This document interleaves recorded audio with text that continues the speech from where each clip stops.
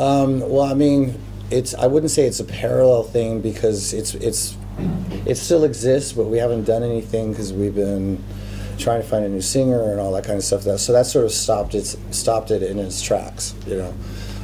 So until we find somebody who's suitable to be the front man for that band, it's just sort of dormant. I usually sit in my room and play my guitar and record and stuff like that. Yet last night was the first time I've left the hotel since the tour started. But I went to dinner close to the hotel at a really cool little traditional Polish restaurant. What did you have? Do you remember what it was called? You have it on your phone.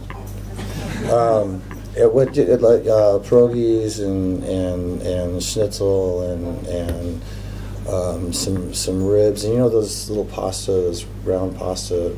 Pierogi? Yeah, there you go. What was this place called? Called Chada zi Zalapia. Okay, was it any good? It was awesome. Alright. Well, it's just so happens I was thinking about him. It was yesterday, because you know Hendrix is somebody that had a big impact on me as a guitar player. It's just he, you know, even though he had a lot of diversity in his style, he was the original hard rock guitar player. And when I listened to him, you know, you listen to something like Foxy Lady or something, and there's still nobody that's really done it with that kind of sense of abandon and that kind of wildness, you know. Mm-hmm. So I love Hendrix. Well, when I did the solo record with all the different singers, at that point I still had never met Miles and didn't even know what he sang like. Matt Sorum was the one that mentioned him back in 2002 when Velvet Revolver was first starting, and so I wasn't familiar with him at all. But after I made pretty much the whole record, I still had 2 songs that were left over that I needed somebody to sing, and I couldn't think of any, you know, big name singers that seemed appropriate for these 2 songs. And at that time, I just heard that Zeppelin had flown out Miles Kennedy to go see if maybe he would do the Zeppelin tour. And I read that, and I was like, well, this guy's got to be pretty good. So I called him up, and I told him that I was making this record with these different singers, and would he be interested in trying on singing on a track? So he said, yeah, and I sent him some music, and he sent it back a week later, and it's a song called Starlight. So I heard Starlight, and I was just like, this guy's fucking awesome, right? So I flew him out to LA, and we met for the first time, and we, just on a personal level, hit it off really well. And so we recorded Starlight, like the studio version, and then we did another song which ended up being Back from Cali. And at that point, I asked him if he wanted to do the tour, because I was putting together a band to go out and tour to support that record.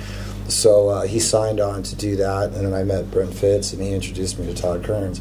And we went out on the road for like, I don't know, I think we had like a month's worth of dates.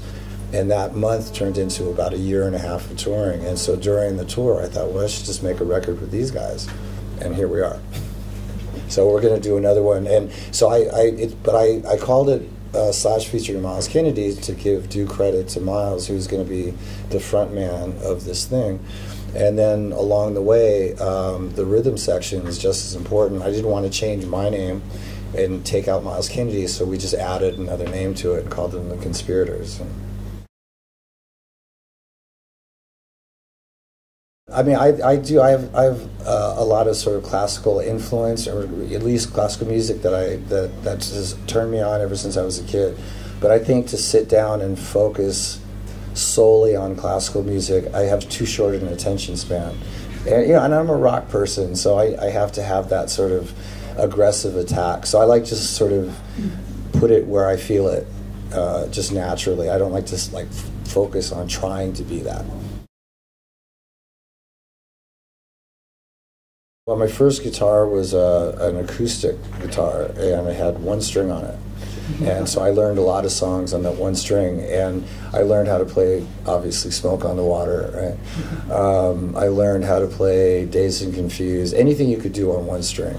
So I'd say Ritchie Blackmore, Jimmy Page, Hendrix. I mean, there was a handful of guitar players that when I first started that I focused on. Eric Clapton, Keith Richards, Joe Perry and Brad Whitford from Aerosmith. Those are all like really, and Brian May, you know.